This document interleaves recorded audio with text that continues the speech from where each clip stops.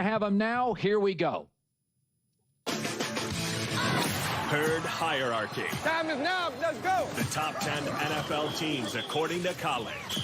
Number 10. I'm going to put Baltimore at 10, the Chiefs despite a win or 11. Why? Because Baltimore's a road favorite. Baltimore's the better offensive team, and like the NBA, the NFL is an offensive league first. They're scoring 37 a game. The problem is their defense is basically the Dallas Cowboys without the star on the helmet. They got bullied for 3.5 hours, and they spent money on it. 5 of their 6 highest paid players are on defense, so they've got a little bit of a dilemma, and they score so quickly that they always just send that bad defense back out on the field. I'm going to put them at 10, Chiefs at 11. Number 9. The Bucs. Now, their schedule gets tougher. The fact that they have to go to the whistle to beat the Falcons and the Jets does not, feel great coming up now with the Eagles and the Seahawks, the Lions, the Niners coming up. They've been doing it, though, missing 3 offensive linemen and Chris Godwin. Baker Mayfield, like a Sam Darnold, has established himself as a legit franchise quarterback. 11 straight games with 100-plus rushing yards. That is hard to do in this league, especially when you're missing many top offensive linemen. I have the Bucs at 9. Number 8. The Niners at 8. Maybe it's a bit high. Mac Jones is the current starter. Now Bosa is gone for the year. Listen, Ricky Pearsall has emerged as a really nice weapon. 2 of their wins, though, are against the Cardinals at home and the Saints, and they don't have a bye until Week 14. This team could use a bye now. But the coach, the quality of offense, McCaffrey, Pearsall, Kittle's coming back. I put him at 8. Number 7. Here's what we learned about the Lions. If you have new coordinators, don't count the preseason, the Hall of Fame game, or Week 1. Since then, 900 total yards. Last night was not as close as the score indicated. Jahmyr Gibbs and David Montgomery are an unbelievable running back tandem. 11th career game, they both scored a rushing touchdown. Aiden Hutchinson and that defensive front gobbled up Lamar Jackson. They are 12-2 in primetime games, beating the best Monday night quarterback ever last night, Lamar Jackson. Lions at 7. Number 6. Boy, I think the Seahawks are a handful. Kenneth Walker, highest-rated running back. Sam Darnold, PFF, highest-rated quarterback. And it does look like JSN is a number 1 receiver, but it's the defense that makes them the second-best point differential in the league. They have held all 3 opponents to 17 points or fewer, and a lot of credit goes to John Snyder, the GM, who has had back-to-back-to-back very good drafts. They're not even paying a lot of these top defensive guys. Seahawks at 6. Number 5. Listen, the Rams can't beat the Eagles. 1-6, Sean McVay against the Eagles. They win 75% of their other games. Their defense is young, inexpensive, and excellent. Most sacks in the NFL. Offense scored on 6 straight drives to take a huge lead against the Eagles. They've got weapons at tight end, wide receiver. Devontae Adams, people aren't talking about it enough. He's just going to keep getting better, but they don't match up with Philadelphia because they've got no corner big enough to stop A.J. Brown. Number 4. The Chargers. Great red zone defense. So when you can drive against them, they are the stingiest red zone defense in the league. Amarian Hampton looks like he's going to be a real deal. Keenan Allen, does this guy ever age? Number 2 passing offense. They're asking more of Justin Herbert. Now he's getting hit way too much. But Quentin Johnson doesn't appear to be a bust. He's emerged as a big-time downfield threat. I like their culture and their toughness. Chargers at 4. Number 3. Packers. Listen, fewest yards per play allowed, Green Bay. It's one of my favorite stats in the league. They don't allow you any yards. They've held all 3 opponents in 2025 in the NFL under 250 total yards. Jordan Love, it's his first pick in a regular season game in 10 games. It was a stinker. They came in flat. They had extra days off, and Cleveland's got an excellent defense. One of the things that worries me, they're not running the football as well as they should, but I think the Packers still have a chance to hoist a Lombardi. Number 2. Buffalo. It's almost crazy. 25 straight games they've won the turnover battle. Right now, over the last 12 to 15 games, Josh Allen's doing something that's hard to do. You get all the upside and literally no turnovers. They have the best Super Bowl odds. I don't love their defense on the back end, but I don't like the Ravens' defense anywhere. I have Buffalo at number 2. Number 1. They have really bad halves, like this past weekend, but it is the best roster in the league. They could probably, at the trade deadline, go and get another corner, but, you know, Nick Sirianni, yeah, I didn't get it, but the team does. And Jalen Hurts may be a little small, but he throws well up the sideline. Toughness and leadership, best 3rd and 4th down team in the league. Best roster, most aggressive GM. Here is the herd. I'm going to make that a separate video, because how many times are we just going to be like, Sirianni, I don't get it. And Jalen Hurts, he's a little small. Like, they just won the Super Bowl. They're undefeated right now. They beat the Rams, who Colin thinks is just the bee's knees. Like, I mean, come on, man. Just, I don't know. I'm going to have to break my rule again, because I like to do this list as I just keep all the 10 teams and I rearrange them to how I see it. But I'm going to have to break my rule again and add the Kansas City Chiefs in here, because I just continue to not understand how they're not a top 10 team. I mean, I went out and said that I thought that it would be inexcusable for the Baltimore Ravens to lose to the Kansas City Chiefs, because the Kansas City Chiefs are not playing as great as I think they are, and Patrick Mahomes hasn't been great, and the defense isn't been as dominant as it has been over these last couple of years, and they're incomplete. Xavier Worthy's banged up. He will be playing against the Ravens, but obviously, you know, isn't 100%. And Rashee Rice isn't there, and it's just like all that is like that should be enough for a team like the Baltimore Ravens to win that game. And then I see how they look on Detroit, and I'm just like yikes! Like I hated what I saw from Baltimore.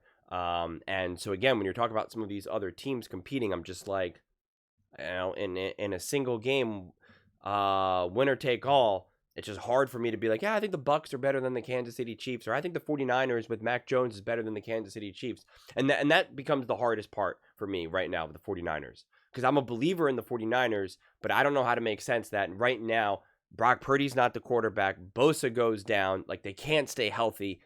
Like, all of that stuff makes me uncomfortable. So it's just like, it's just hard, because now that we do now have 3 weeks, I'm focused on what have they looked like right now for those first 3 weeks, as well as how do I see this continuing to play out. And injuries now start to make me feel uncomfortable. The Chargers, I think they're an awesome team. I think they're a top team. I think they could win the Super Bowl this year. I don't know if they could stay healthy, because seemingly every single game someone else is dropping now. I mean, literally every single week some player is getting injured, and I'm just and Justin Herbert is getting walloped, absolutely walloped. Even a game against the Raiders, he's getting walloped, and now he's gotten walloped against the Packers, and I'm just like, oh my God, please stay upright. And like all of that makes me, you know, concerned, honestly. I mean, it really does. So I struggle to make sense of how some of these teams are going to continue to hold up as the weeks go on. And right now we're probably, from my viewpoint, like the hardest to evaluate a team, not only for today, but then also the future, because we got 3 weeks, but like, you know, we see some games, but we're like, you know, it just still continues to be hard to make sense, right? How do I make sense that the Bucs are 3-0, right, but they struggled to beat the Jets? How do I make sense of the Philadelphia Eagles beating the Chiefs, who are banged up, beating the Cowboys, who got absolutely dominated by the Chicago Bears? And I'm kind of like, oh, you know, why didn't the Eagles win that easily, you know, convincingly? But it's like, well, it was week 1, new coordinators, blah, blah, blah. And it's like, okay. And then they played against the Rams, who they beat, which was an awesome win, but also a wild win. And I'm like, well, how do I make sense of that now? So it's just, you know, the Seattle Seahawks roll the Saints, which I expect them to do, but it's just like, it just becomes messy, honestly. It really, really does. So right now, I would have the Kansas City Chiefs still top 10. I don't know exactly where I'd put them, honestly, just because, you know, I'm not prepared to say that the Seattle Seahawks are better than the Kansas City Chiefs, specifically, again, if you're playing each other, you know, head to head. And same thing with the 49ers, the Bucks, and we'll find out against the Ravens, honestly. So, but I'll just leave the Chiefs to the side for now and just kind of continue with this top 10. But like I did last week, let it be known that I got the Chiefs in the top 10.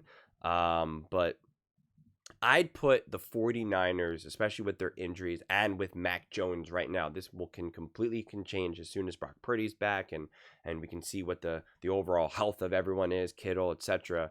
But I would probably put them right now at 10. I'd then put the Bucks at 9. The Seattle Seahawks at 8.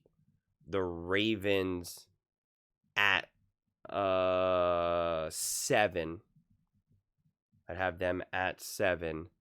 And then, where am I at here? Then it becomes a little bit of a toss-up for me between the Lions and the Rams for 6 and 5. I really, really love what the Rams can do. And I think defensively the Rams are great. I think offensively the Rams are great.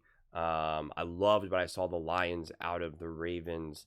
But I guess I want to continue to see more out of the Lions. And I think maybe at the end of the day, I'm going to just have a little more faith in Sean McVay at that point. But, the Lions are for real. But just as of right now, I'd put the Lions at 6 and the Rams at 5.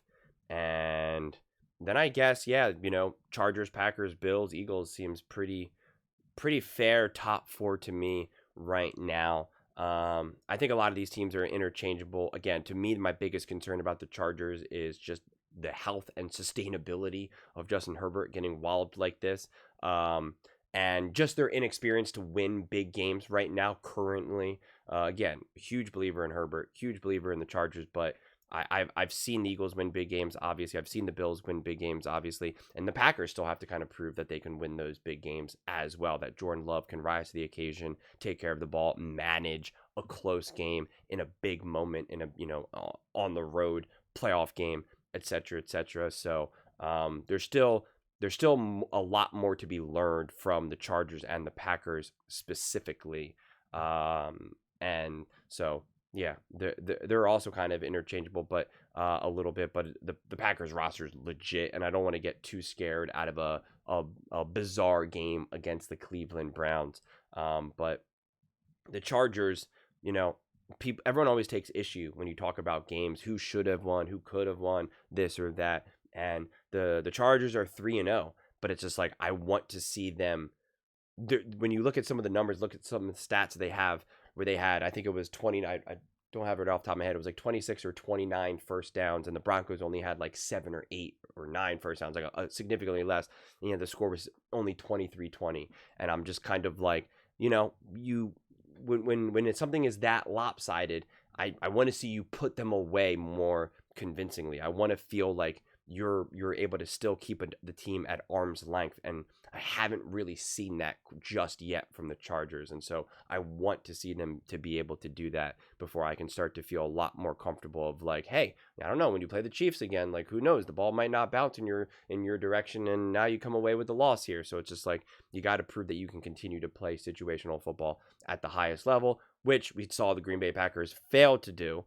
And you're just like, okay, we saw the Eagles do that and the Bills, even against the Dolphins. And listen, I think that the Bills need to be able to put away a Dolphins team a lot more convincingly as well. But at the same time, you saw that Bills team and you're like, well, they're clearly in charge of this game. Even though it's a little bit closer than you would want it to be, you still are like, well, the Bills are clearly the better team, clearly in control of this.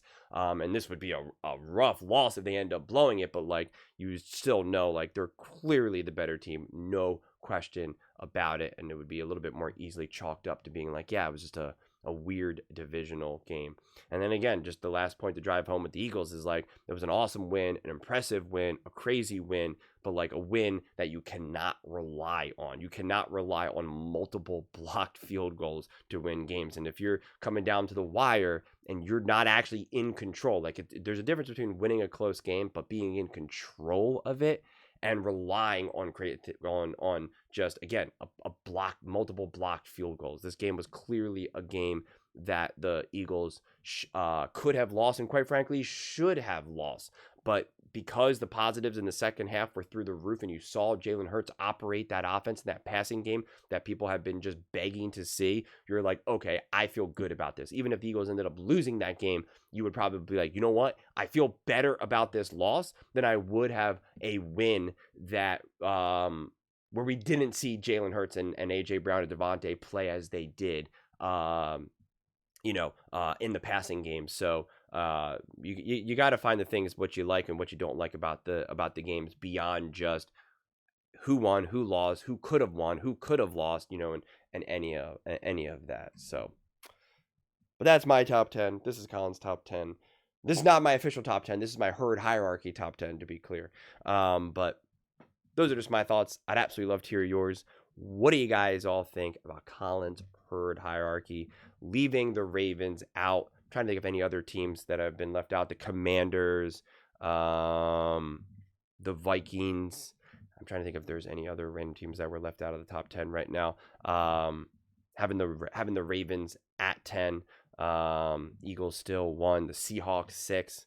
We got ourselves a collection of teams right now, which I do appreciate. But let me know in the comments below. I read every single comment, so whether you agree with me or disagree with me. Either way, let's get in some discussions, let's get in some fights, but ultimately, let's just have some fun. And please do consider subscribing. We are building an amazing community here, and absolutely love to see you part of it. I want to build something that we all genuinely feel connected to, something that we're really excited to be part of. I think we're well on our way to doing it. And please don't forget to give this video a thumbs up, as it really does help with the visibility and the algorithm. Thank you so much. See you next time.